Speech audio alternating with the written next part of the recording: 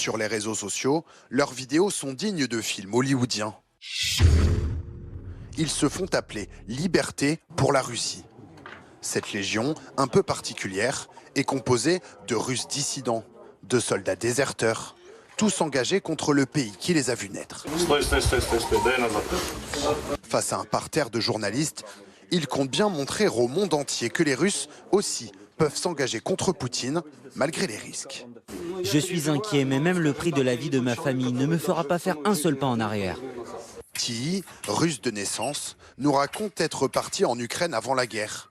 Depuis Kiev, il assiste avec dégoût au massacre de Boutcha, d'Irpin.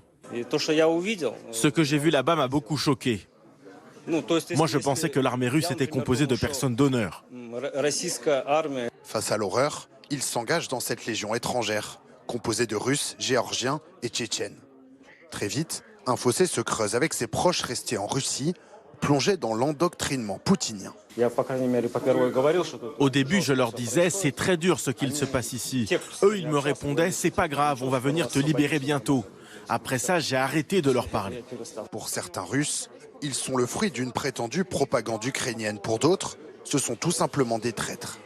Je combats non seulement pour l'Ukraine, mais aussi pour la liberté de mon peuple russe. En faisant ça, je suis un patriote, je ne suis pas un sbire de Poutine. Ceux-là se battent dans la région de Bakhmout, notamment contre les miliciens du groupe Wagner.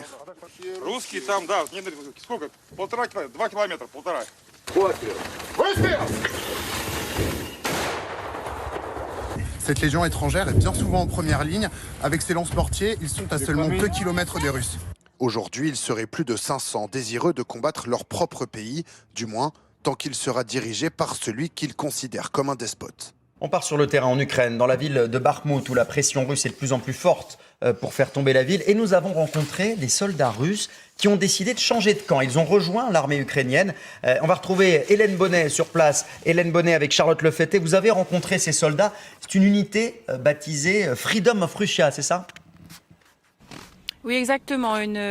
Une unité qui s'appelle Liberté à la Russie et qui revendique environ 500 combattants qui seraient en train de se battre en ce moment même dans Bakhmout ou dans les alentours. Alors, impossible de vérifier exactement combien ils sont. Ils expliquent qu'ils sont soit d'anciens soldats qui ont déserté au début du conflit, soit des exilés russes, qu'ils ont rejoint les rangs ukrainiens par indignation vis-à-vis de ce conflit, mais aussi pour des raisons politiques pour certains, puisqu'ils sont opposés au pouvoir de Vladimir Poutine. Forcément, changer de camp, ça a un coût.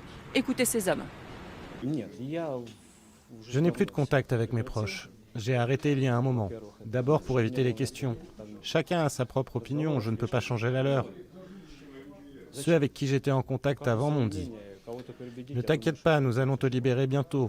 Tout ira bien. » Après ça, j'ai coupé les ponts car ces personnes tiennent le même discours que la propagande. Je ne reviendrai en Russie qu'avec les armes ou dans un cercueil. Je n'ai pas le choix.